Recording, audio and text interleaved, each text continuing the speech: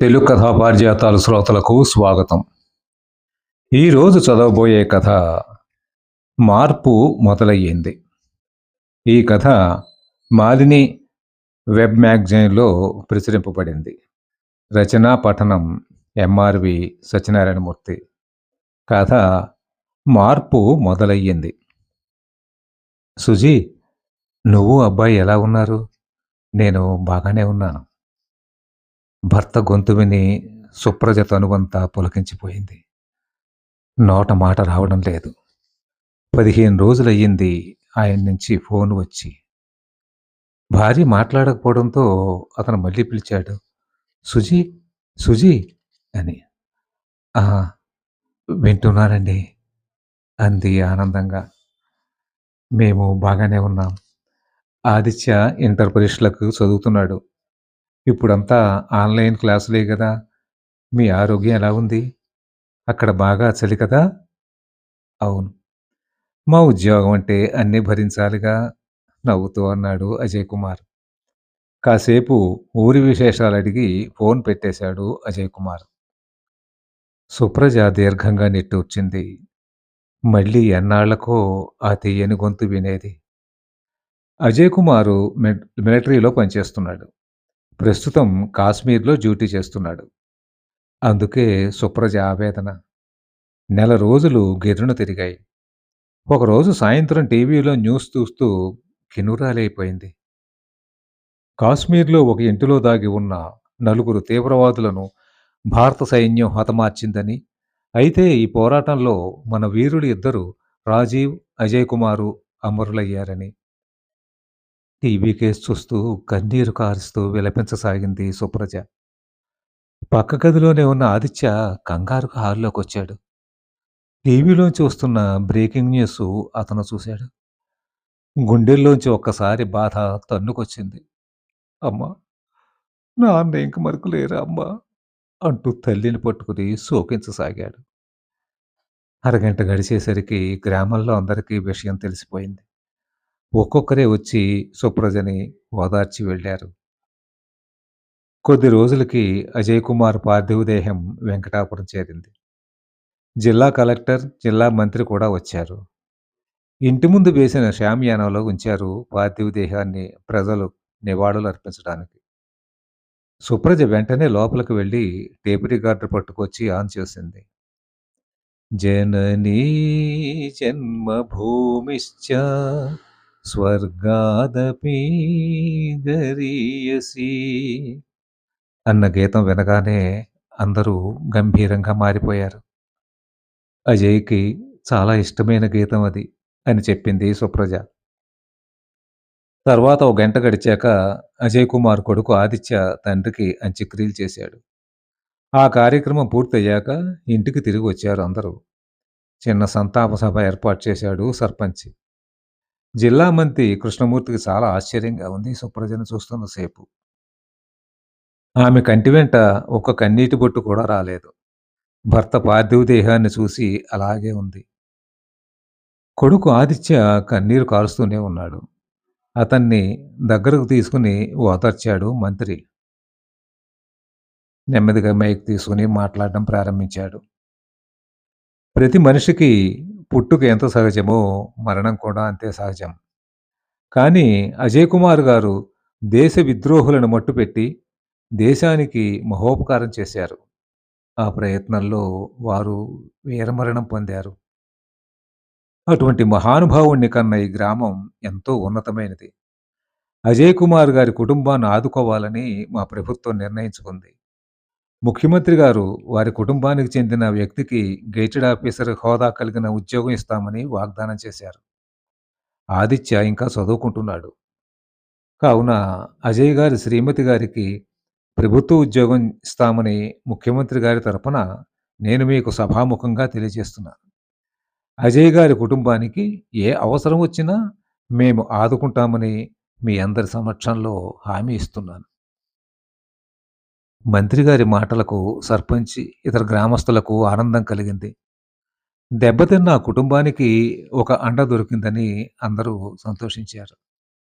సుప్రజ లేచి నిలబడి అందరికీ నమస్కరించింది. గౌరవనీయులైన మంత్రి గారికి నమస్కారాలు.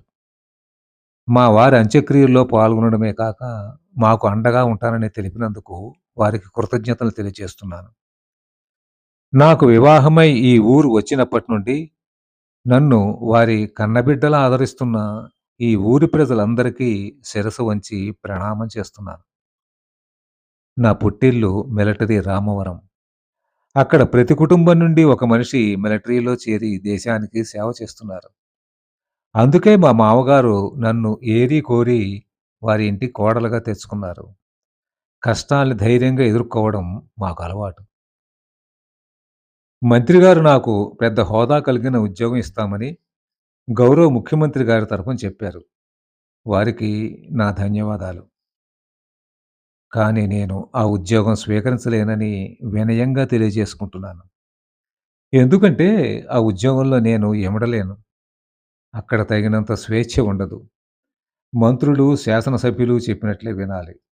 అది నాకిష్టం లేదు. నేను ఎంఏ పాలిటిక్స్ చేశాను. నర్స్ ట్రైనింగ్ కూడా పాస్ అయ్యాను. కావున మిలిటరీలో నర్సుగా చేరి దేశానికి సేవ చేయాలని అనుకుంటున్నాను. మా అబ్బాయి ఇంటర్ పూర్తి కాగానే మా అన్నయ్య సుధీర్‌కి అప్పచెప్పి నేను మిలిటరీలో చేరి మా వారి ఆశయాలు నెరవేరుస్తాను. చూడండి, కరోనా మనకి చాలా నేర్పింది. డబ్బు, హోదా ఏమీ అక్కరకు రావని చెప్పింది. ఇక్కడ మీడియా మిత్రులు కూడా ఉన్నారు. నా మనసులోని మాట చెప్పాలని అనుకుంటున్నాను.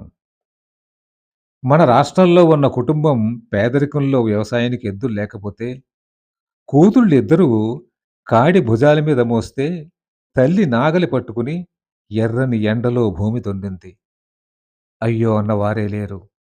ఎక్కడో ముంబైలో ఉన్న ఒక మహానుభావుడు పేపర్‌లో ఈ విషయం చూసి, హృదయం ద్రవించి 24 గంటల్లో ఆ కుటుంబానికి ఒక క్రొత్త ట్రాక్టర్ కొనిచ్చాడు. మన భాష కాదు, మన రాష్ట్రం కాదు. కానీ మన ఆడపడుచుల కష్టం చూసి కరిగిపోయాడు. కొన్ని వేల మంది వలస కూలీల్ని వారి సొంత ఊళ్లకు గౌరవంగా పంపాడు. ఆయనకి అధికారం లేదు, అంగబలం లేదు. కానీ సాటి మనుషుల్ని ఆదుకోవాలన్న పెద్ద మనసు ఉంది. మనము మనుషులమే. కానీ ఆయన మనసున్న మనిషి. మానవత్వం మూర్తీభవించిన మనిషి. ఇటువంటి వారు కొద్దిమందే ఉన్నారు. వీరి సంఖ్య పెరిగితే సమాజం మరింతగా అభివృద్ధి చెందుతుంది. మంత్రి గారు నన్ను క్షమించాలి ఇలా మాట్లాడుతున్నందుకు. మన రాజకీయ నాయకుల దగ్గర ఎన్ని కోట్ల రూపాయలు ఉన్నాయంటారు? హ్మ్. అయినా ఇంకా డబ్బు పోగేస్తూనే ఉన్నారు. కరుణ, దయ దూరం చేసుకుని, కాగితాలు చూసుకుని మురిసిపోతున్నారు. ఇది పొరపాటు సార్. మారాలి. మనందరం మారాలి. ఒకరికి ఒకరం అన్నట్టు బతకాలి గానీ, నేనొక్కడినే బాగుండాలనుకోవడం మంచిది కాదు సార్.